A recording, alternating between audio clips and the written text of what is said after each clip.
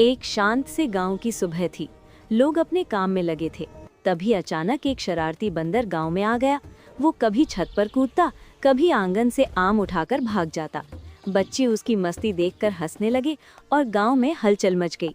बंदर कभी कुएं के पास बैठता, कभी पेड़ पर चढ़कर सबको चिढ़ाता, लेकिन थोड़ी देर बाद वो एक बच्चे को गिरने से बचा लेता है। सब समझ जाते हैं कि बंदर शरारती जरूर है, पर दिल का अच्छा है। अंत में बंदर कैमरे की ओर देखकर मुस्कुराता है और इशारे में कहता है, दोस्तों, ऐसी मजेदार गांव की कहानियों के लिए चैनल को सब्सक्राइब करें और वीडियो को लाइक जरूर करें।